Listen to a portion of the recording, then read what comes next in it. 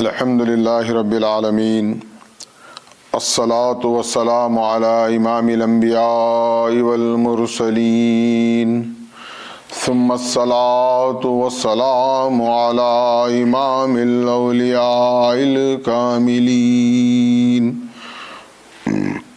وعلى آلہما واصحابہما اجمعین من یومنا هذا إلى يوم الدین اعوذ باللہ من الشیطان الرجیم بسم اللہ الرحمن الرحیم شهر رمضان الذي أنزل فيه القرآن هدى للناس وبينات وكما قال الله تعالى في القرآن المجيد ورفعنا لك ذكرك أما بعد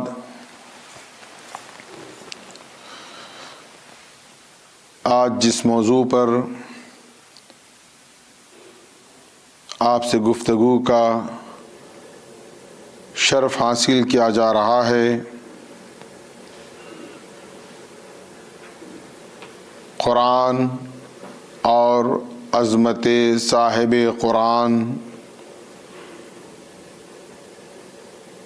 ہم تمام اس بات سے بخوبی واقف ہیں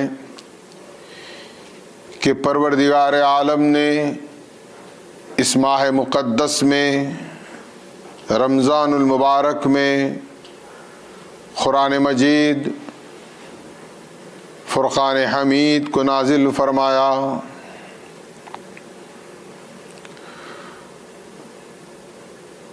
اور اس کے ساتھ ساتھ صاحب قرآن احمد مجتبی محمد مصطفیٰ صلی اللہ علیہ وسلم کی عظمت و شان کو یہ قرآن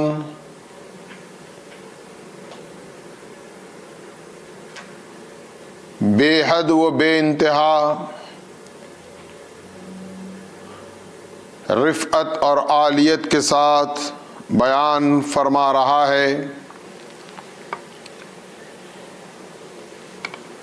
بنیادی طور پر کچھ چیزیں تمہیداً میں آپ کے سامنے عرض کرنا چاہتا ہوں کہ تقریباً 150 اور 200 سال قبل مخالفین اسلام نے یہ دیکھا کہ مسلمان اور مسلمان کی قوت و طاقت اور اسے کمزور کرنا بہت ہی مشکل بلکہ ناممکن ہے۔ ان کے ذہین افراد نے یہ بات پر غور و فکر شروع کی کہ آخر مسلمانوں کو پسپا کیسا کیا جائے، انہیں کمزور کس طرح کیا جائے، کیا اسباب مہیا کیے جائیں جس سے کہ مسلمان تو باقی رہے لیکن مسلمان کے اندر وہ قوت و شجاعت و جنون اور وہ طاقت باقی نہ رہے۔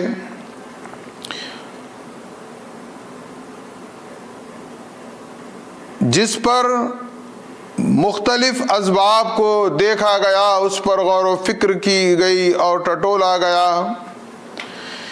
آخر میں جو اہم 2 باتیں ہیں انہوں نے طے کی کہ اگر ہم اس پر عمل پیرا ہو جائیں تو مسلمان تو رہے گا لیکن ایک مردہ مسلمان بن کر رہ جائے گا۔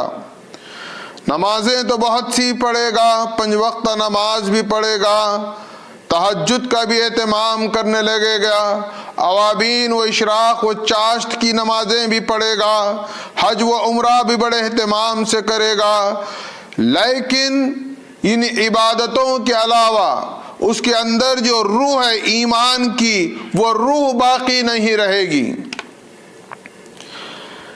یہ دراصل جس دور میں ہم زندگی گزار رہے ہیں، ہم اپنے دور کا بھی جائزہ لیں۔ یہ دور دراصل اسپریچولزم کا نہیں ہے، یہ روحانیت کا دور نہیں ہے، یہ میٹیریل کا دور ہے، یہ مادے کا دور ہے۔ اور اس مادہ پرستی میں اگر کوئی چیز ہم سے مس ہو گئی ہے تو وہ ہے روحانیت کو ہم نے مس کر دیا، جس کی بنیاد پر آج ہمارے سامنے ہمارا اپنا مستقبل ہے۔ اس حیات کو ہم نے ابدی حیات سمجھ رکھا، آخرت ہمارے پسے پش چلے گئی، آخرت کا کوئی خوف نہیں رہا، آخرت کا کوئی تصور نہیں رہا، آخرت میں پروردگار عالم کے انعام و اکرام کا وہ یقین باقی نہیں رہا۔ بعد الموت کی حیات پر ہمارا تصور کمزور ہو گیا، اللہ پر توکل اور یقین کمزور ہو گیا۔ ہم نے صرف اور صرف اسباب کو ہی اپنی قوت سمجھا، اور ہم سمجھتے ہیں کہ اس مادہ دنیا میں جتنی ترقی کریں گے، جتنی دولت کمائیں گے، جتنا مال جمع ہوگا، اتنا ہم سکون سے رہیں گے۔ یہ تمام چیزیں یہ میٹیریلزم میں، یہ جو میٹر کے ذریعے ہم نے مادے کے ذریعے خدا کو دور کر دیا، روحانیت ہم سے بہت دور نکل گئی ہے۔ ہم آج روحانیت کی بات کریں تو ایسا لگتا ہے کہ کوئی قصہ کہانی ہے، اس کا حقیقت سے کوئی تعلق نہیں ہے، جبکہ یاد رکھیں دراصل اسلام روحانیت کی بات کرتا ہے، روحانیت کی دعوت دیتا ہے۔ والذین یؤمنون بالغیب سورہ بقرہ کی دوسری آیت ہے کہ تمام ایمان کا انحصار و دار و مدار غیب پر ہے، لیکن ہماری نظر کہاں ہے؟ حاضر پر ہے۔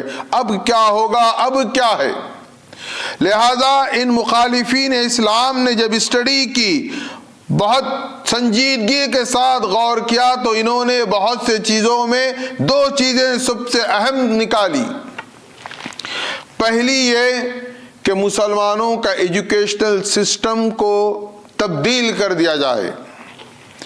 مسلمانوں کے ایجوکیشن سسٹم میں ایک نظریہ پیش کر دیا جائے کہ ماڈرن علم سائنس الگ ہے اور علم دین الگ ہے۔ اب یہاں سے ہوا یہ کہ جو علم دین حاصل کر رہا ہے، جو علم دین کا طالب علم ہے، اس کی نظر فقہ، حدیث، تفسیر اور مسلمانوں کے دیگر یعنی یہی روزمرہ پیش آنے والی عبادات پر آ کر رک گئی۔ اب وہ ایسا مولوی بن کر مدرسے سے نکلا کہ یا تو وہ صرف جمعے کا خطاب دے گا یا پھر 5 وقت نماز کی امامت کرے گا، نہ اسے علم سائنس کی کوئی نالج رہے گی، نہ اسے کیمسٹری کا کوئی علم رہے گا، نہ وہ فزکس سے واقف رہے گا۔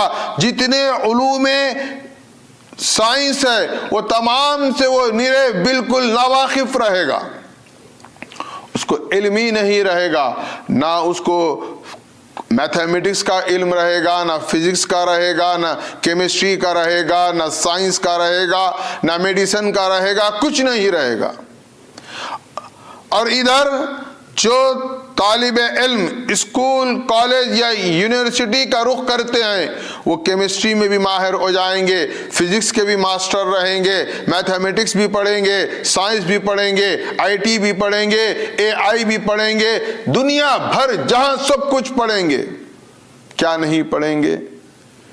دین نہیں سیکھیں گے، دین نہیں پڑھیں گے، نہ قرآن پڑھیں گے، نہ قرآن سے واقف ہونے کی کوشش کریں گے، اور نہ ہی عبادات پر کوئی توجہ دیں گے، اور نہ ہی کوئی دینی معلومات رہیں گی۔ شروع سے آخر تک صفر کے صفر رہیں گے۔ بلکہ آپ کو تعجب ہوگا، ایک حقیقت ہے کہ ہمارے پاس وہ افراد بھی ملیں گے جو میڈیسن لائن کے بہت بڑے ماسٹرز رہیں گے، اے آئی کے بڑے چیمپئن رہیں گے، لیکن اپنے مرحوم ماں باپ کی نماز جنازہ بھی انہیں پڑھنا نہیں آتا۔ 2 سیکشن، یہ ان کی تحریک تھی، یہ ان کا نظریہ تھا کہ مسلمانوں کو کے ایجوکیشن سسٹم کو 2 حصوں میں بانٹ دے، ایک مولوی رہے گا تو ایک دنیاوی طور پر بہت آگے رہے گا۔ جبکہ تاریخ کیا بتاتی ہے؟ امام غزالی بغداد یونیورسٹی کے وائس چانسلر ہیں.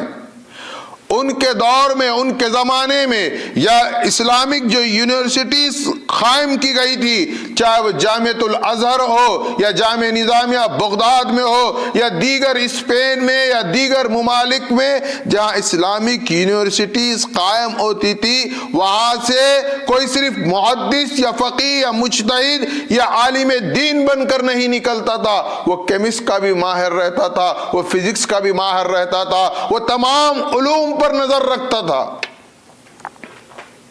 لیکن اب ہوا کیا؟ علم دو حصوں میں بڑھ گیا. عالم مولوی کو ادھر کا کچھ پتا نہیں، ادھر والے کو ادھر کا کچھ پتا نہیں. اب تقسیم ہو گئی. اب یہ آپ گوگل کے شوقین ہیں. ہر بات پر ہمارے آج کا نوجوان طبقہ کوئی بات ہم اس سے کریں تو وہ کیا کرتا ہے؟ جا کر پہلے گوگل سرچ کرتا ہے. چلیے میں آپ کے ساتھ چلتا ہوں. گوگل، حضرت علامہ بحر العلوم گوگل کے ساتھ ہم چلتے ہیں. گوگل میں آپ سرچ کرتے ہیں. پہلے میرا ایک بنیادی سوال ہے، یہ گوگل میں جو میٹیریل، جو معلومات اپلوڈڈ ہیں، یہ کسی انسان نے اپلوڈ کیے ہیں یا جبرائیل امین یا اللہ رب العالمین نے نعوذ باللہ اس میں اپلوڈ کیے ہیں؟ اس کا اپلوڈڈ کون ہے؟ اللہ ہے یا ملائکہ ہیں یا اللہ کے رسول ہیں؟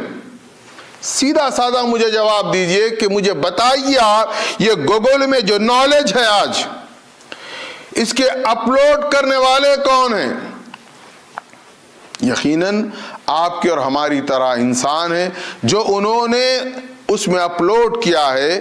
آپ کوشچن جب اس پہ کریں گے تو جو اپلوڈڈ آنسر ہے وہ آنسر آپ کو دے دے گا. اب آپ بتائیے، کیا گوگل کو نوجوانوں نے نعوذ باللہ معصوم عن الخطا سمجھ رکھا ہے؟ جو آپ اتنا ڈیپینڈ ہو چکے ہیں گوگل پر، تو آپ سے میرا سوال ہے کہ وہ گوگل، حضرت علامہ گوگل کیا معصوم عن الخطا ہیں؟ جو وہ جواب دیں گے وہ جواب صحیح ہے. چلیے یہ بھی ہم تسلیم کر لیتے ہیں کہ آپ کو وہاں سے جواب مل رہا ہے. آپ سوال بھی کیا کرتے ہیں یہ بھی غور کریے. کبھی آپ اپنی ذہن کی، فکر کی سطح کو بلند کریے. میں اعتراض و تنقید نہیں کر رہا ہوں، آپ تمام کو دعوت فکر دے رہا ہوں کہ سطح ذہنیت کو آپ آگے بڑھائیے، آپ اپنی فکر بلند رکھیے. اب آپ گوگل پر بیٹھے اور سرچ کیا کر رہے ہیں؟ قدم بوسی کرنا صحیح ہے یا غلط ہے؟ کیا عقل بھی دیکھیے ہمارے.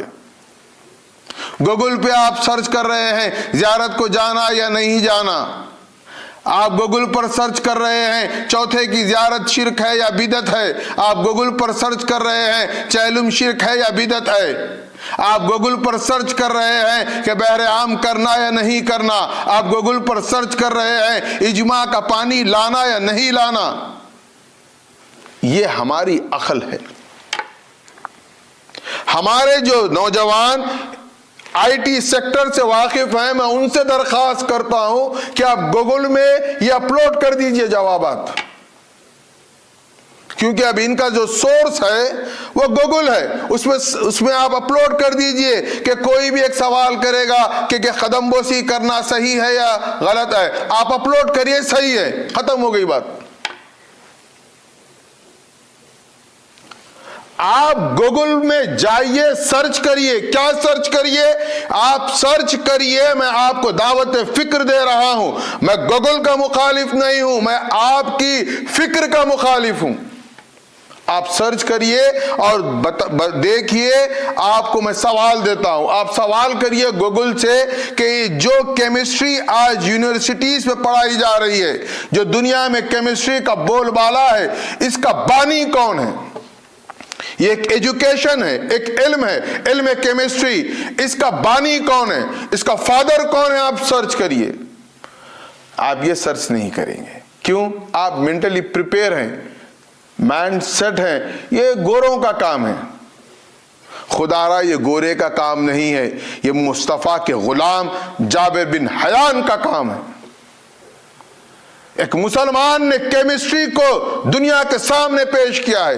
آپ سرچ کریے فزکس کا بانی کون ہے، فزکس کا علم کہاں سے آیا. آپ غور کریے یہ میتھمیٹکس، یہ الجبرا ہم کیوں پڑھتے ہیں. پڑھیے، آپ اسٹوڈنٹ ہیں، نالج گین کریے، دیکھیے آپ کو پتا چلے گا کہ میتھمیٹکس کے بانی مسلمان ہیں، الجبرا کا بانی مسلمان ہیں، فزکس کا علم میں مسلمانوں کے کیا کارنامے ہیں، کیمسٹری میں. ہم بس ڈرے ہوئے ہیں، خوف سے ہے، اور یہ طے کر چکے ہیں یہ ہمارا کام نہیں ہے. ہمارے کام کیا ہے؟ رفع دین سے نماز پڑھنا یا نہیں پڑھنا، آمین بالجہر بولنا یا آمین بالجہر بولنا یا خاموشی سے بولنا. بہرحال یہ عجیب عجیب سوالات میں الجھے ہوئے ہیں. کبھی اس سے باہر بھی آئیے، دنیا کو دیکھیے، دنیا کدھر جا رہی ہے. تو یہ ایجوکیشنل سسٹم جیسے چینج ہوا، مسلمان میں دو حصے ہو گئے. ایک مولوی طبقہ ہو گیا، ایک ماڈرن ایجوکیٹڈ طبقہ ہو گیا. اب ماڈرن ایجوکیٹڈ طبقے کا اور مولویوں کا اگر آپ دیکھیں، یہ مولویوں کی تعلیم بھی بڑی عجیب ہو گئی. بر صغیر میں، انڈیا، پاکستان، بنگلہ دیش، سری لنکا میں جو مدارس دینیہ میں جو سیلیبس ہے وہ تقریباً 500 سالہ اولڈ ڈیٹڈ سیلیبس پڑھایا جاتا ہے. اس کو کیا پڑھائیں گے؟ امام شافعی خلف امام سورہ فاتحہ کے قائل ہیں، امام ابو حنیفہ قائل نہیں ہے. اب یہ دونوں کے کیا دلائل ہیں، ان کے کیا اختلافات ہیں، بس یہی پڑھایا جائے گا. اس کو بتایا جائے گا کہ یہ مسلم فرقہ حق پر ہے، یہ مسلم فرقہ حق پر نہیں ہے، فلاں کو کافر کہو، فلاں کو اکفر کہو. بہرحال یہ فتویٰ کمپنی، فتویٰ فیکٹری کے مولوی تیار ہو کر جب ممبر اور محراب میں آئیں گے تو پھر وہ کیا قوم کو سبق دیں گے. خدا را میری بات کو سنجیدگی سے سوچیے اور غور کریے. میں بہت درد کے ساتھ آپ کے سامنے یہ بات رکھ رہا ہوں. ہمارا نظام علوم دینیہ بھی بڑا ناقص ہے، اس میں بھی تبدیلی کی ضرورت ہے. ہمارا مولوی آج کا ماڈرن مولوی ہونا چاہیے، ورنہ اگر ہم جب یہ پڑھ کر آئیں گے تو یہی پڑھائیں گے، الگ کہاں سے پڑھائیں گے. اور دنیا کی نالج ہمارے پاس صفر رہے گی. لہذا نوجوان کیا ہوں گے؟ ہمارے کبھی قریب نہیں آئیں گے. اور وہ لوگ یہ سمجھتے ہیں کسی کے پاس جاؤ بس ایک انہوں صحیح انہوں غلط، یہ جواب ملتا. ان چیزوں سے باہر نکلنے کا وقت ہے. دنیا جو ترقی کر رہی ہے، ہم کیوں پیچھے ہے؟ ہماری فکر کیوں پیچھے ہے؟ ایک عام طور پر ایک دنیا کی ایک مثال میں آپ کو دیتا ہوں. ایک گھر ہوتا ہے، گھر میں کیا ہوتا ہے؟ غربت ہوتی ہے، مالی تنگدستی ہوتی ہے، مالی پریشانی ہوتی ہے. تو وہ گھر کا ایک ماحول رہتا ہے. بات بات پر گھر میں جھگڑا ہوتا ہے، بات بات پر میاں بیوی میں لڑائی ہوتی ہے، بچوں پر جہالت نکالی جاتی ہے. لیکن اس لڑائی میں، جھگڑے میں کہیں پر بھی غربت کی بات نہیں کی جاتی. لیکن جو فرسٹریشن رہتا ہے غربت کا، جو پریشانی کا، وہ اپنی فیملی میں اس طرح باہر آتا ہے. اب آپ دیکھیں گے کہ وہی فیملی میں اگر پیسہ آ جائے، مال آ جائے، تو خود بخود وہ جھگڑوں کا گراف کم ہو جاتا ہے. آپ دیکھیے یہ چیز ہوتی ہے کہ جب غربت ہوتی ہے وہاں پر اختلافات زیادہ ہوتے ہیں، جھگڑے زیادہ ہوتے ہیں، مسائل زیادہ ہوتے ہیں. لیکن جیسے ہی مال آتا ہے اس کا گراف آٹومیٹک کم ہو جاتا ہے. حالانکہ نہ کبھی غریبی کی بنیاد پر جھگڑا ہوا تھا، نہ آج غریبی کی بنیاد پر جھگڑے ختم ہوئے ہیں.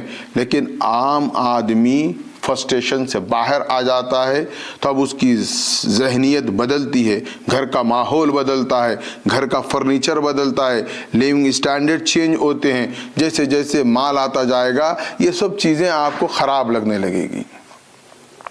اب اس کے بعد کیا ہوتا ہے؟ اس کے بعد یہ ہونے لگتا ہے کہ اپنے ریت رواج بھی بدعت نظر آنے لگتے ہیں. اپنی کمیونٹی کا سسٹم بھی خراب لگنے لگتا ہے اور یہ دقیانوسی ذہن لگتا ہے۔ انسان تعلیم کے ساتھ جب آگے بڑھتا ہے یا دولت کے ساتھ آگے بڑھتا ہے تو یہ چیزیں اس کو آواز دیتی ہیں کہ جو تم کر رہے تھے وہ غلط ہے، اور وہ قبول بھی کر لیتا ہے اور پھر اس پر فتوے بھی صادر کر دیتا ہے۔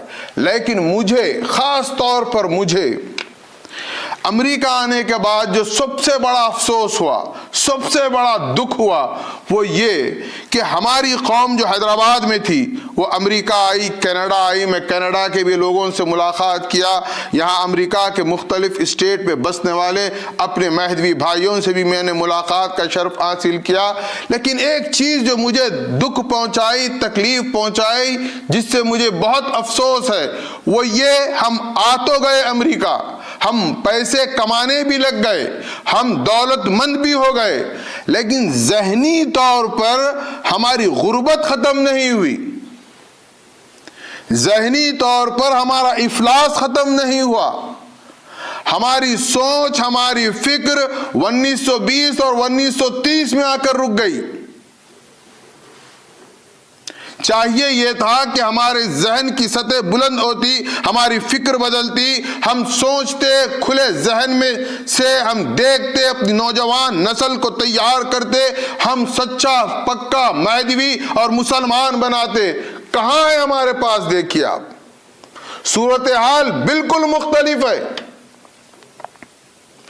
رفتہ رفتہ ہماری حالت کم سے کم، کمزور سے کمزور ہوتی جا رہی ہے، اس لیے کہ ہم ذہنی طور پر نہیں بدلے۔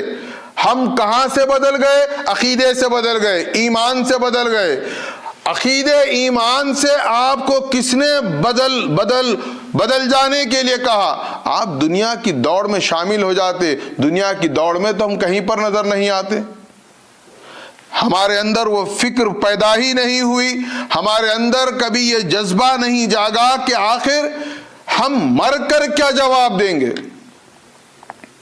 اگر ہم یہاں آئے ہیں تو ہمارے لیے سب سے بڑا جو امتحان ہے اس زمین پر، وہ ہے تحفظ ایمان کا امتحان۔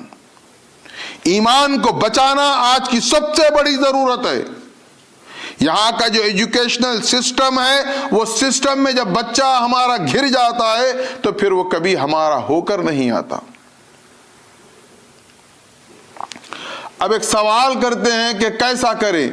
دیکھیے آپ، میں آپ کو بہت اطمینان سے بات فکر کی آپ کے سامنے رکھ رہا ہوں، جس میں میں خود بھی شریک ہوں۔ ہم سب ایک قوم سے ہیں، ایک محلے سے ہیں۔ کوئی آدمی، میں بحیثیت مرشد بھی یہ بات کہہ رہا ہوں، مجھے تقریباً 29 سال ہو گئے اس منصب پر بیٹھ کر، الحمدللہ کوئی میرا مرید آ کر مجھ سے عقیدہ نہیں سیکھا، ایمان نہیں سیکھا، اپنے عقائد کے بارے میں کبھی بات نہیں کیا، نہ کبھی اس نے اس طرف کوئی جستجو دکھائی۔ اب یہی حال پوری قوم کا ہے۔ ہم مرشد کے پاس کب پہنچتے ہیں؟ جب ہمیں مرشد کی ضرورت ہوتی ہے۔ حتیٰ کہ آپ تعجب کریں گے، نکاح کی محفل میں اس نکاح پڑھانے تک مرشد مرید کے سر کا تاج ہوتا ہے۔ اسٹیج سے اترنے کے بعد اس کو کوئی بیچارے کو پہچانتا بھی نہیں۔ یہ تعلق ہے ہمارا عوام کا مرشدین سے۔ اب ایسے تعلق میں آپ کب دین سیکھیں گے؟ کب معلومات کریں گے؟ کچھ نہیں۔ چلیے، زندگی ایسی ہی گزر رہی ہے۔ حیدرآباد میں بھی ایسے ہی گزرتی ہے، الحمدللہ امریکہ میں اس سے ذرا اور ایکسٹرا آرڈنری طور پر گزرتی ہے، کیونکہ ہم سپر پاور کنٹری میں ہیں۔ یہاں تو مرشد کے مقام کو ایک پیش امام کا مقام بنا کر رکھ دیا گیا ہے۔ اس کے علاوہ یہاں پر کوئی مرشد کی اہمیت، کوئی عزت، کوئی عظمت کچھ نہیں ہے، پیش امام ہے بس۔ بہرحال اب دیکھیے، آپ جب پیدا ہوئے محلے میں، آپ بڑے ہوئے، آپ کسی کے پاس سیکھنے تو نہیں گئے تھے، لیکن آپ کیا ہیں؟ اندر سے کٹر مہدوی ہیں۔ ٹھیک ہے، آپ کہیں پر سبق حاصل کرنے نہیں گئے، پھر آپ کٹر کیسے ہیں؟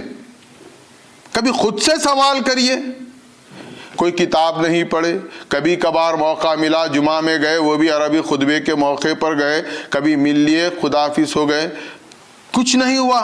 پھر کیسے مہدوی ہے؟ کٹر مہدوی ہیں اندر سے، الحمدللہ میں ان کے اس ایمان کو سلام کرتا ہوں۔ لیکن جب یہ کٹر ہے، اب ان کے بچے کٹر کیوں نہیں ہیں؟ یہ کمزوری کیوں ہے؟ کبھی آپ نے غور کیا؟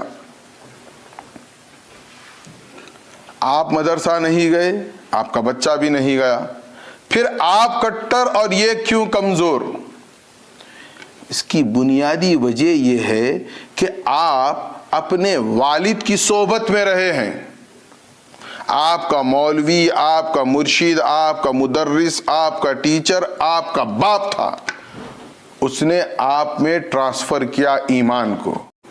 ہم جب باپ بن گئے تو ہم وہ ایمان، وہ اپنی تعلیمات، اپنا عقیدہ اپنی اولاد میں ٹرانسفر نہیں کر پا رہے ہیں۔ جب ہم ٹرانسفر نہیں کر پا رہے ہیں تو پھر ہم عاجز ہو گئے۔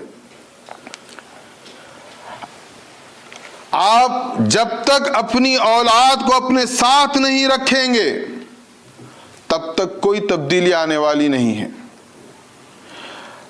اولاد کسی مدرسے سے فارغ ہو کر صاحب ایمان نہیں بنتی، اولاد اپنے پیرنٹس کو دیکھ کر صاحب ایمان ہوتی ہے۔ آپ اولاد کو کچھ زیادہ سکھانے کی، پڑھانے کی بھی ضرورت نہیں ہے، بس ایک ضرورت ہے کہ آپ اپنے ساتھ رکھیں ان کو۔ آپ جس شفقت سے اپنی بچوں کو سمجھا سکتے ہیں دوسرا نہیں سمجھا سکتا۔ جتنا بچہ کلوزلی آپ سے پوچھ سکتا ہے کسی اور سے نہیں پوچھ سکتا۔ تو یہاں کے ماحول میں کیا ہوا؟ اولاد ایک ٹریک پہ ہو گئی، ماں باپ ایک ٹریک پہ ہو گئے، تو پھر منزل کیا ہوگی؟ یہ چھوٹی چھوٹی باتیں ہیں، کبھی آپ غور کریے۔ میں ایک چھوٹی سی مثال دیتا ہوں۔ چنچل گڑے کی دعوتوں میں آپ بھی شریک ہوتے ہیں، میں بھی شریک ہوتا ہوں۔ عام بات کر رہا ہوں میں، بالکل آپ کو میں جھنجھوڑنا چاہتا ہوں کہ آپ غور کریں کہ یہ کہاں سے ہم سیکھتے ہیں سر۔ آپ چنچل گڑے کی ایک تقریب میں، شادی کی تقریب مان لیتے ہیں تھوڑی دیر کے لیے مثال کے طور پر، گئے۔ میں جب جاؤں گا تو میرا بیٹا میرے ساتھ رہتا ہے، آپ جب جاتے ہیں تو آپ کے بچے، آپ کی اولاد آپ کے ساتھ ہوتی ہیں۔ بچیاں ماں کے ساتھ ہوتی ہیں، بچے باپ کے ساتھ۔ جیسے ہی ہم محفل میں آتے ہیں، جو وہاں پر موجود مرشدین رہتے ہیں آپ ان سے ملاقات کرتے ہیں، اپنے دوست احباب سے ملاقات کرتے ہیں، رشتہ داروں سے ملاقات کرتے ہیں، اور بچوں کو تاکید کرتے ہیں کہ ان سے ایسا ملو، ان سے ایسا ملو، جھک کے سلام کرو، ادب سے بات کرو۔ آپ بچے کا تعارف اپنے ان لوگوں سے کراتے ہیں، بچہ ان لوگوں سے بھی واقف ہوتا ہے۔ اس کے بعد کیا ہوتا ہے؟ بچے اپنے گروپ میں چلے جاتے ہیں، ان کے جو ایج گروپ ہے اس میں چلے جاتے ہیں۔ بعض موقعوں پر پیرنٹس کھانے کے ٹیبل تک بچوں کو ساتھ رکھتے ہیں، کھانے کے ٹیبل پر بچوں کو بتاتے ہیں آپ چمچہ ایسا پکڑیں، آپ نوالا ایسا لیں، آپ کھانا ایسا کھائیں۔ یہ ایک غیر محسوس طریقے سے آپ پوری تربیت کر رہے ہیں، اور بچہ پورے ادب و احترام سے آپ کو فالو کر رہا ہے۔ یہ ایک کلچر ہے ہمارا، آج بھی ہے الحمدللہ، یہ سسٹم ہے، جس کا نتیجہ کیا نکلتا ہے کہ آپ کا بچہ آپ کے بغیر بھی قوم میں متعارف رہتا ہے۔ آپ کسی وجہ سے کوئی دعوت میں شریک نہ ہو تو جو لوگ پہلی دعوت میں بچے کا تعارف حاصل کر چکے تھے وہ اس بچے سے شفقت سے ملتے ہیں، محبت سے ملتے ہیں، اس کو انٹروڈکشن کرانے کی ضرورت نہیں پڑتی۔ یہ ہمارے چنچل گڑا، حیدرآباد، مشرآباد کا یہ سسٹم ہے۔ اب آ جاتے ہیں اپن شکاگو۔ شکاگو میں آپ دیکھیں گے کہ محفل میں پیرنٹس جو فادرز ہیں ان کا ٹیبل ایک الگ ہوتا ہے، بالکل۔ ان کی جو اولاد ہے نہ وہ باپ کے ساتھ محفل میں داخل ہوتے ہیں، نہ باپ اپنے بچوں کا انٹروڈکشن کرواتا ہے، نہ بچے اپنے خاندان قبیلے کے لوگوں سے واقف ہوتا ہے۔ وہ اپنے گروپ میں، اپنے سرکل میں مست و مگن رہتا ہے۔ یہ اپنی دعوت پوری کر کے نکل جاتے ہیں، وہ اپنی دعوت پوری کر کے نکل جاتا ہے۔ نتیجہ کیا ہوتا ہے؟ نہ قوم برادری بچوں کو پہچانتی ہے، نہ بچے قوم برادری کو پہچانتے ہیں۔ تو آپ دیکھیں یہ غلطی ہم سے کہاں ہو رہی ہے، کن چھوٹی چھوٹی چیزوں پر ہم کیا کر رہے ہیں۔ ساتھ رکھیے، بس آپ کو ایک بچے کے ذہن میں سوال پیدا ہی نہیں ہوگا۔ یہ تمام چیزیں پیدا ہونے کی وجہ یہ ہے کہ یہ گیپ آ چکا ہے والدین میں اور بچوں میں۔ اچھا، اس کے برخلاف ایک اور میں آپ کو پازیٹیو بات بھی بتاتا ہوں، یہ چیز لیڈیز گروپ میں کم ہے۔ یہاں پر جب لڑکیاں یا مائیں دعوت میں آتی ہیں تو بچیاں لڑکیاں ماں کے ساتھ ہوتی ہیں، اسی لیے وہ برادری کے ریت و رواج سے، لوگوں سے، ہر چیز سے واقف ہوتی ہیں۔ مرد بچوں کے ساتھ یہ سلوک نہیں ہے، چھوڑ دیا گیا ہے بس۔ خدا را اب بھی وقت ہے، کوئی وقت خراب نہیں ہوا، کہیں ہم بہت دور نہیں نکلے ہیں، اب بھی اپنے بچوں کو سنبھال سکتے ہیں، ہمیں صرف انہیں وقت دینے کی ضرورت ہے۔ تو میں بتا رہا تھا کہ پہلے کیا طے کیا گیا، یہ مخالفین اسلام نے کیا طے کیا کہ ایجوکیشن سسٹم کو دو حصوں میں بانٹ دیں، علوم دینیہ، علوم دنیاویہ۔ اب بہرحال جو ماڈرن ایجوکیشن میں آگے بڑھتے اتنا بڑھ گئے کہ حالت یہاں پر یہ ہو گئی۔ اور جو دینی طالب علم ہیں، ہماری قوم مہدویہ میں دینی تعلیم فرض ہے صرف اس پر جس کو مرشد بننا ہے، اس کے علاوہ کسی کو ضرورت نہیں ہے، سب کو معاف ہے۔ آپ کیسے معاف کرائے ہیں؟ آپ غور کریں کہ اگر ہمیں، اور دیکھیے حدیث رسول مقبول صلی اللہ علیہ وسلم ہے، بارہا سنتے بھی ہیں، پڑھتے بھی ہیں، لیکن کبھی غور بھی کریے۔ بیسک چیزیں دیکھیے آپ کہاں سے خرابی پیدا ہو رہی۔ عام حدیث ہے، انما الاعمال بالنیات، اعمال کا دار و مدار نیتوں پر ہے۔ سیدھا سا ترجمہ ہے کہ اعمال کا دار و مدار نیت پر ہے۔ اب ہم دیکھیں اپنے بچوں کی تربیت کر رہے ہیں، ان کو ایجوکیشن دلوا رہے ہیں، ہماری نیت کیا ہے؟ ہماری نیت یہ ہے، پہلے دن سے اسکول کے ڈے 1 سے یہ نیت ہے کہ بیٹا آپ کو اچھا پڑھنا ہے، قابل بننا ہے، اچھے پوسٹ پر جانا ہے، اچھا کمانا ہے۔ یہ ہماری نیت ہے۔ نیت کی بنیاد کمانے پر ہے، مال پر ہے۔ ہم ایک مشین تیار کر رہے ہیں دولت کمانے کی۔ اب دولت کمانے کی جب مشین تیار کرنے کی ہماری نیت ہے، اور جب وہ یونیورسٹی سے فارغ ہوگا تو وہ مشین ہی بن کر نکلے گا، نہ اس میں ادب آئے گا، نہ اخلاق آئیں گے، نہ تمیز آئے گی، نہ عقیدہ آئے گا، نہ ایمان آئے گا، کچھ نہیں آئے گا، کیونکہ ہماری نیت بنیادی طور پر خراب ہے۔ ماڈرن ایجوکیشن بہت ضروری ہے۔ حضرت علی کرم اللہ وجہ یہ فرماتے ہیں، ہم اصحاب رسول یا رسول مکرم یا اصحاب مہدی یا مہدی علیہ السلام کے متعلق بھی جو ہمارا تصور ہے ایک تبرکن مقدس شخصیت کے طور پر ہے۔ انہوں نے ہماری روحوں کو جھنجھوڑ کر رکھ دیا ہے۔ حضرت علی باب العلم کیا فرماتے ہیں کہ جب آپ اپنے بچے کو تعلیم کا آغاز کریں تو یہ مت دیکھو کہ آج آپ کا بچہ 5 سال کا ہے تو جو ایجوکیشن زیادہ ہے، جس کی زیادہ ڈیمانڈ ہے، یا وہ ایجوکیشن جو آج دنیا پر حکمرانی کر رہا ہے، یہ مت دیکھو، بلکہ دیکھو کہ 20 سال کے بعد دنیا کہاں پہنچے گی اور اس وقت کس علم کی ضرورت ہے۔ تم بچے کو آنے والے وقت کے علم کے لیے تیار کرو، ورنہ آئی ٹی پڑھتے رہے، سڈن اے آئی آ گیا، پریشان ہو گئے۔ حضرت علی کی سن لیتے تو اس زمانے میں سے ہی، آج سے 20 سال پہلے سے اے آئی کی طرف توجہ دیتے۔ ہمارا علی ہم کو بتا رہا ہے۔ دوسری بات انہوں نے کیا طے کیا کہ مسلمانوں کی جو روح کو کمزور کرنا ہے، اس میں سب سے دوسری اہم وجہ، سبب، بنیاد کیا ہے؟ عظمت مصطفیٰ، عشق مصطفیٰ صلی اللہ علیہ وسلم ختم کر دو، ان کا ایمان مردہ ہو جائے گا۔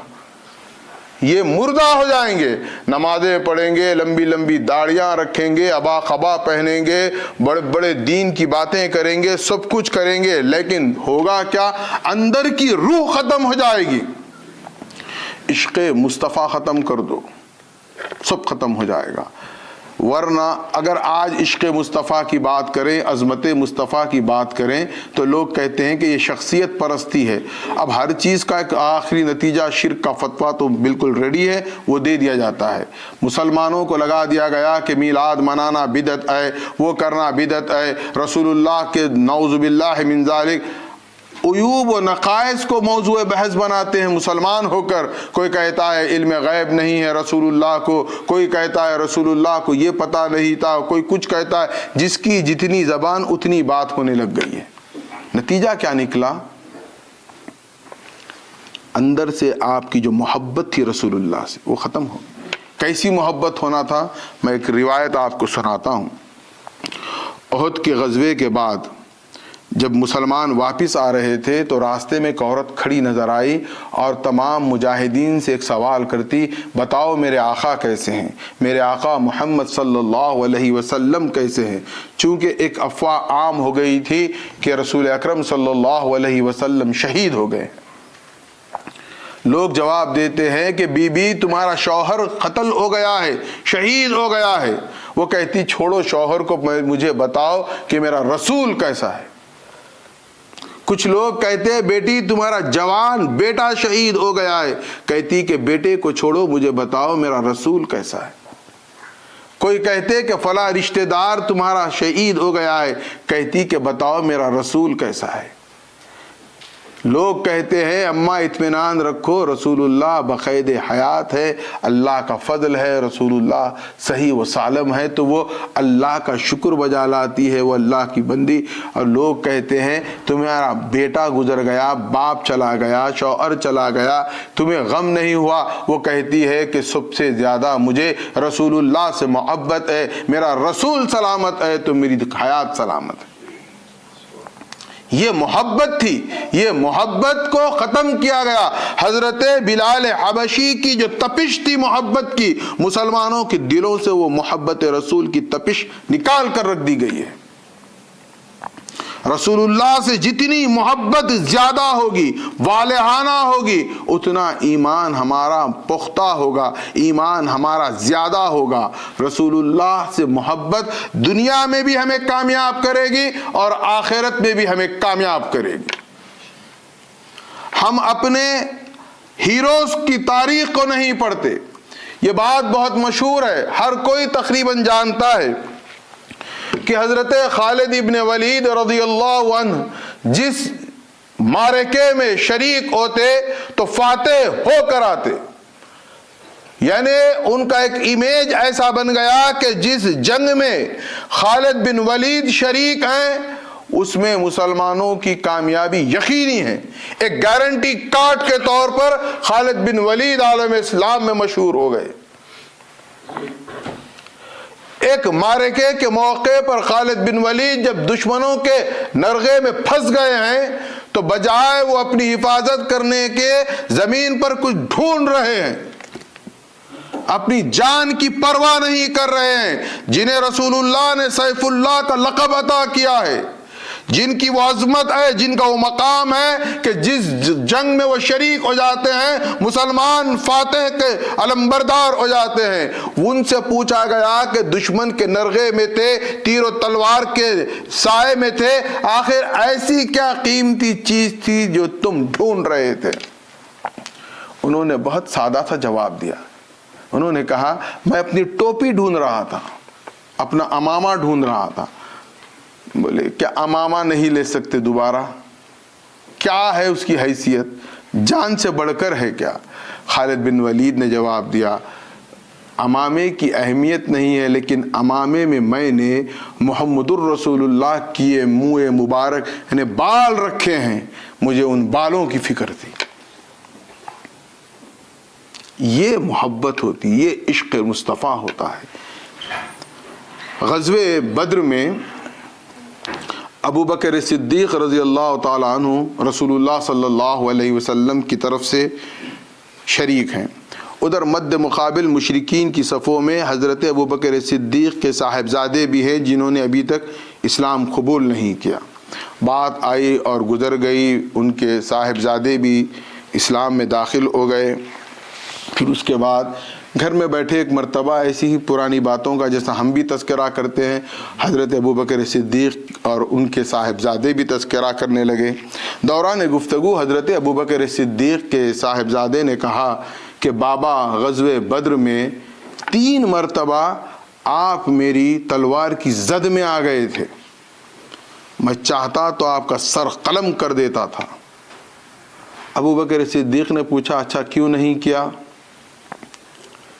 تو صاحبزادے نے جواب دیا کہ بابا بس جیسے ہی میری تلوار کی زد میں آپ کی گردن آتی مجھے خیال آ جاتا کہ آپ تو میرے ابا ہیں، میرے بابا ہیں، میرے والد ہیں، محبت والد کی محبت کی بنا میں آپ کو چھوڑ دیتا. یہ بیٹے کا جواب ہے. ابوبکر صدیق پورے جذبے سے کھڑے ہو کر کہنے لگے کہ کاش بیٹا، اگر میری تلوار کی زد میں تو ایک مرتبہ بھی آ جاتا تو میں کبھی یہ نہیں دیکھتا کہ تو میرا بیٹا ہے، میں تیرا باپ ہوں، میں دیکھتا کہ تو میرے رسول کا دشمن ہے، میں تیرا سر قلم کر دیتا. یہ لیول پر ان کی محبت تھی رسول اللہ سے. ہماری کہاں ہے دیکھیے آپ. قرآن سے ہماری کیا وابستگی ہے. شہر رمضان الذی انزل فیہ القرآن، ہم قرآن کو پڑھتے کتنا ہے. یہ رمضان کو یہ برکتیں سعادتیں کیوں ملی ہیں؟ اس قرآن کے نزول کی وجہ سے. کتنا اہتمام ہے. قرآن بس ایک یوں سمجھ لیں قسم کھانے کی کتاب رہ گئی ہے کہ کچھ مسئلہ ہو جائے تو قرآن کی قسم کھاتا ہوں، قرآن لا لو قسم کھائیں گے، یا پھر کچھ حصول برکت کے لیے پڑھ لیے، یا پھر کچھ فیشن کے طور پر پڑھ لیے. آپ پڑھیے، جتنا پڑھتے پڑھیے اجر ضرور ملے گا، لیکن خدا چاہتا ہے کہ وہ قرآن آپ سمجھ کر پڑھیے. آپ دیکھیے کہ خدا آپ سے کیا مطالبہ کر رہا ہے، اللہ کا کیا ڈیمانڈ ہے آپ سے. ہم پڑھتے ہیں، ہمیں کیا ہے، تراویح کی نماز پڑھ رہے ہیں، کیوں پڑھ رہے ہیں میرے آج تک سمجھ میں نہیں آیا، پڑھ رہے ہیں بس. حافظ صاحب کیا پڑھا رہے ہیں، نہ مقتدی کو معلوم نہ حافظ صاحب کو معلوم، بس پڑھانا ہے، پڑھنا ہے، پڑھ رہے ہیں. اور تصور یہ ہے کہ بس ثواب مل رہا ہے. ثواب اس وقت ملتا کہ اگر آپ ایک آیت خود سے پڑھ کر اس کا ٹرانسلیشن پڑھ کر سمجھ کر نیت کر لیتے کہ اللہ میں اس پر عمل کروں گا تو آپ کو ضرور 1000 گنا بڑھ کے اجر ملتا. اور ایسا ہے ہمارے ذہن میں؟ ہرگز نہیں ہے. ہماری فکر کدھر جا رہی ہے، ہم کس دنیا میں جی رہے ہیں، غور کریے کبھی. ہم سے اللہ کیا سوال کرے گا، ہم کیا تیاری کر رہے ہیں. کیا ہمیں مرنا نہیں ہے؟ کیا ہم پر موت آنے والی نہیں ہے؟ آپ ہر چیز کا انکار کر دیں، کیا موت کا بھی کوئی انکار کر سکتا ہے؟ جب موت برحق ہے اور مسلمان مومن کے لیے یہ فرض ہے، یہ اس کے لیے ضروری ہے کہ وہاں پر اس کو جواب دینا ہے. ہم نے کیا تیاری کی ہے؟ ہماری زندگی یوں ہی گزر جائے گی، کل وقت آئے گا ختم بھی ہو جائے گی. کوئی گارنٹی کارڈ ہمارے پاس نہیں ہے. ہم کوئی چیز بازار سے خریدتے ہیں تو پہلے اس آئٹم سے پہلے اس کا گارنٹی کارڈ پوچھتے ہیں، کتنے ٹائم فری سروس ہے، کتنی گارنٹی ہے. یہ ہماری زندگی کا کوئی کارڈ ہے ہمارے پاس؟ اب میں آپ سے بات کر رہا ہوں، پتہ نہیں ایک لمحے کے بعد ختم ہو جاؤں. کس کے پاس گارنٹی ہے؟ جب گارنٹی نہیں ہے تو آخرت کی فکر کیوں نہیں ہے؟ مہدی موعود علیہ السلام نے قرآن مجید کو عشق نامہ قرار دیا. اس سے ہم کتنی محبت کر رہے ہیں، کتنا سمجھنے کی کوشش کرتے ہیں. 10 بار قرآن ہو گیا، 12 بار قرآن ہو گیا. اچھا وہ قرآن ختم کرنے پر بھی اس میں بھی ایک نیت کا مسئلہ ہے. بس اس لیے پڑھنا ہے تاکہ مرحومین کو بخشنا ہے. بخشو، کتنا بخشتے بخشو. ہم بھی مر جائیں گے، ہماری اولاد بھی یہی کرے گی، بخشتے رہے گی بس. آپ تھوڑا سا یہ ماہ رمضان میں خود کو غور کریں، خود پر غور کریں. ہمیں جانا کہاں ہے، جا کہاں رہے. ہمارے پاس بورڈنگ پاس کون سی ایئر لائن کا ہے اور ہم کس ایئر لائن کے ڈپارچر کی طرف دوڑ لگائے ہوئے ہیں. آپ میں بارہا کہتا ہوں ہر ایک اپنی خبر میں اپنے اعمال کا جواب دہ ہے. ہم اپنی خبر کا سوچیں. کل ہمیں دفن کر کے آ جائیں گے, کون ہمارے ساتھ ہے بتائیے وہاں پر. 40 دن تک تھوڑا سا پوچھتے, اس کے بعد میں تو وہ بھی بھول جاتے. نہ اولاد یاد رکھتی, نہ بیوی, نہ بچے, نہ شوہر, کوئی کسی کو یاد نہیں رکھتا. سب پھر وہ اپنی زندگی میں مگن ہو جاتے ہیں. اب ان کے لیے ہم اتنا کر رہے ہیں اور ان کا یہ اس کا ریٹرنز ہے. تو آپ کچھ زیادہ مت کریے. دیکھیے آپ تقویم مہدویہ ہے, دیکھیے آپ جو ہمارا مہدیوں کا ایک اسلامک کیلنڈر نکلتا ہے, اس میں کچھ باتیں لکھی ہوئی بھی ہوتی ہیں. اس میں ایک میں سمجھتا ہوں منتھ آف فیبروری پر ایک بات لکھی ہوئی ہے. اب مجھے اس وقت یاد نہیں ہے کہ وہ کس سے منقول ہے, کہ نقل مبارک ہے یا صحابی مہدی کا قول ہے یا ہمارے اسلاف میں سے کسی بزرگ کا قول ہے. لیکن ایک فارمولا ہے, دیکھیے آپ, میں آج آپ کو وہ فارمولا سپرد کرتا ہوں. بہت سمپل فارمولا ہے. نہ آپ کو کوئی جد و جہد کرنا ہے, نہ کوئی محنت ہے, نہ مشقت ہے, کچھ نہیں ہے.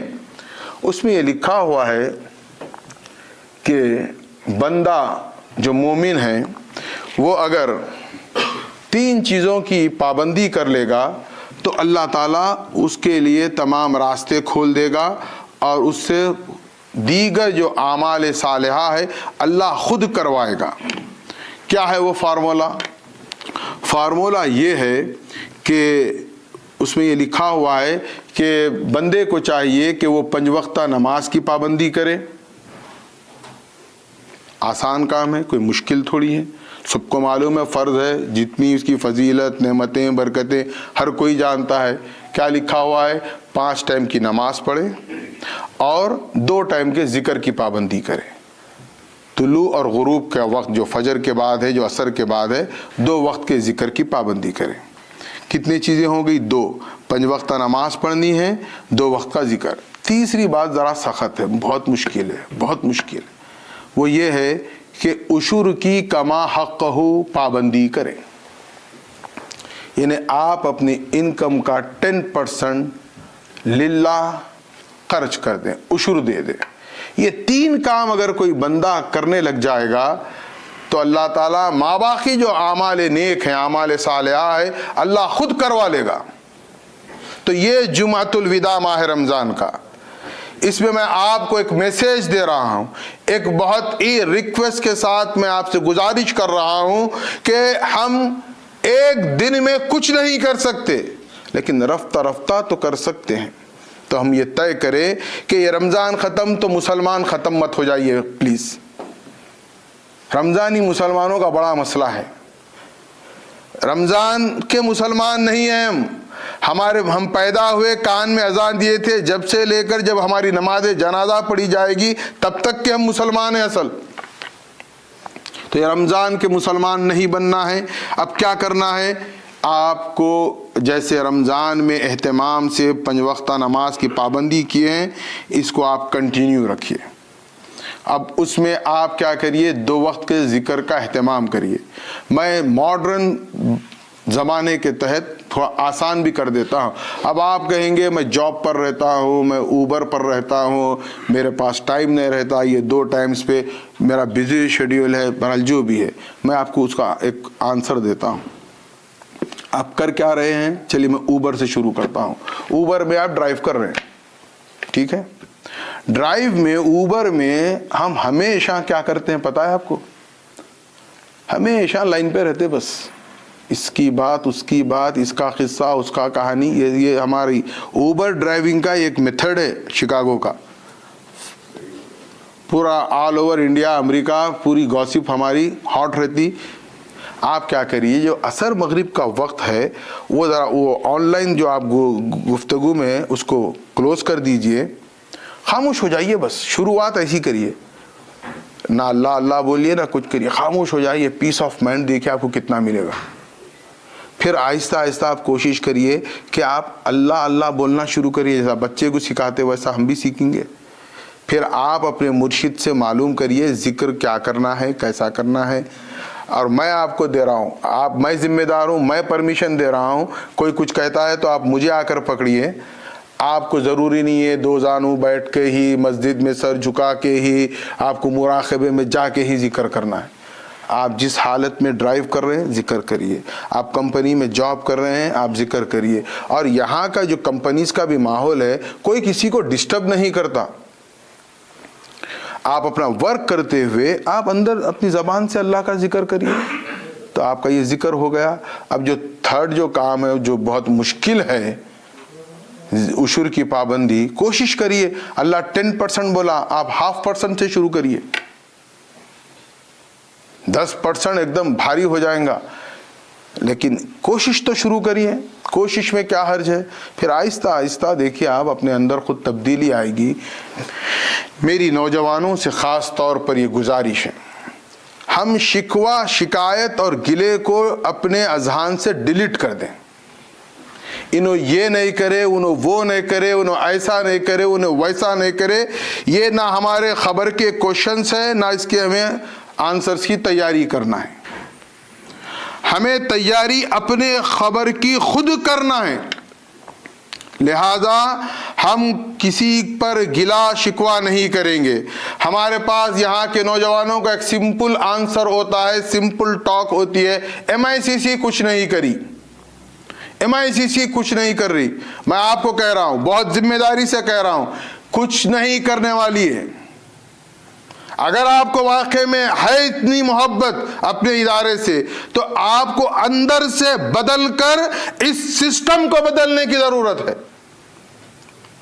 آپ صرف باتیں کرتے رہیں گے تو کچھ ہونے والا نہیں ہے۔ آپ اندر سے تبدیلی خود میں لائیں، قوم کو جھنجھوڑیں۔ میرے بچوں یاد رکھو، کل ہم جب جائیں گے تو ہمارے اپنے بچوں کو ہم کیا دے کر جائیں گے، سوچئے۔ بلڈنگیں رہیں گی، ملینز کی پراپرٹی رہے گی، کیا ایمان رہے گا؟ ہمارے لوگ مطمئن ہیں، نہیں بچہ مہدویت فالو نہیں کر رہا مگر وہ فلاں مسجد میں جا رہا، فلاں جا رہا۔ میں آپ کو کہہ رہا ہوں کرسچینٹی کا بھی ڈور اب اوپن ہو چکا ہے، ہمارے بچے ادھر بھی جا رہے ہیں، اور آپ اس غفلت میں ہیں، مہدویت فالو نہیں کر رہا، وہ فلاں مسجد فلاں مسجد۔ میں پوری ذمہ داری سے کہہ رہا ہوں کہ وہ کوئی مسجد فالو نہیں کر رہا ہے، وہ عنقریب آپ کو پتا چلے گا کہ وہ اسلام پر ہی نہیں ہے۔ ہم اپنے نسلوں کے ایمان کی حفاظت کریں۔ نوجوان بچوں، میرے دوستوں، میں تم سے بہت تڑپ سے کہہ رہا ہوں کہ آپ اپنی آنے والی نسلوں کو کچھ دیں۔